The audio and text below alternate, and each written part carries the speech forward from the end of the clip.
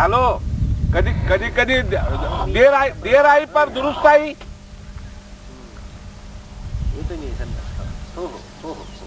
Hello, तुमच्या इलेक्शनच्या वेळेस आम्ही आमच्या सगळ्या ग्रुपला सांगितलं होतं, वेळेवरच येत नाहीत पब्लिक. मी म्हणलं एक तास येणार होतो. हो नाही, मी तिथं कार्यालयापाशी थांबले.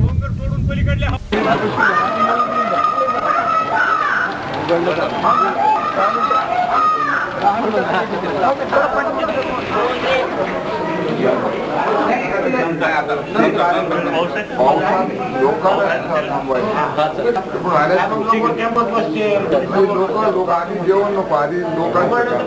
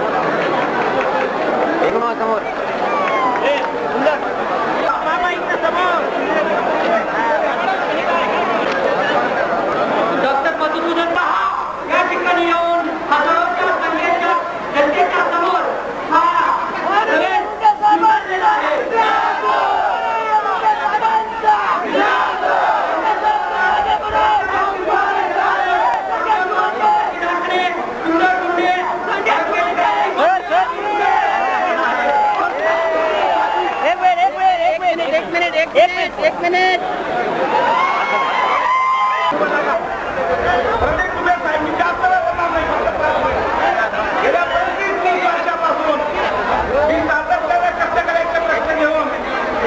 या ठिकाणी तुमच्या प्रश्नाकरता महाराष्ट्राच्या राजकारणाने सातत्याने प्रयत्न केला.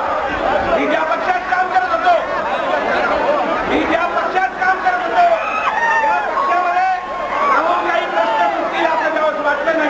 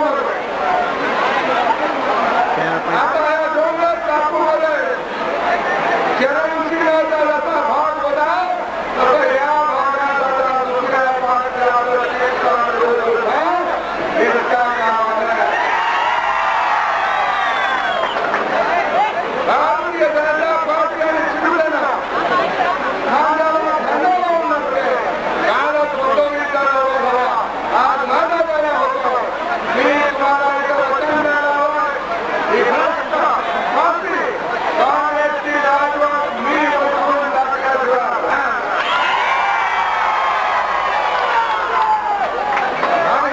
पंपदरी त्याच्या खाली 12 वाड्या आहेत, तिथे काहीच नाही.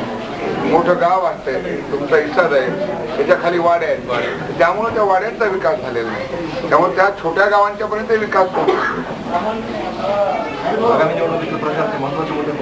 आगामी निवडणुकीच्या प्रचारातला मुख्य मुद्दा आहे भ्रष्ट, कार्यक्षम आणि नाकर्ते सरकार. शेतकऱ्यांच्या आत्महत्या, आदिवासींची खूप वर्षाने बालकं मरतायत, तो मुद्दा आणि कायदा सुव्यवस्थेचा मुद्दा आहे. विजेचा अभाव, हे मुद्दे महत्वाचे आहेत. निवडणुकीच्या पार्श्वभूमीवर दुसऱ्या पक्षातील नेते मंडळी दुसऱ्या पक्षामध्ये प्रघात पडल्या. तर आणखी असं की आपली जी मोहीम सुरू झाली असं समजायचं नाही, मोहीम समजू नका. काँग्रेस आणि राष्ट्रवादीमध्ये प्रामाणिक, सच्च्या, चांगल्या कार्यकर्त्याला स्थानच राहिलं नाही. आणि मला माहिती आहे की जी चळवळी आता नरोबा मुंडे चळवळीतून आलेले, सगळ्या जगाला माहिती आहे की आपले सर्व ही कार्यकर्ते मंडळी जी आहे ती चळवळीतून आलेली, त्यांच्यासोबत आलेली. विजय गव्हाणे चळवळीतून आलेले. पण शरद पवारांच्या मोहात पडू नका. तो खरोखरच काँग्रेसचा जो विरोध करेल त्या आशेपायी बिचारे त्या पक्षात गेले. पण शरद पवारांनी अशा लोकांचा विश्वासघात केला, त्यांना मग कोणता पक्ष आहे? म्हणून ते लोक भारतीय जनता पार्टीत येत आहेत. त्यांना मी नक्की स्थान देईल भारतीय जनता पार्टी. ओके. चला,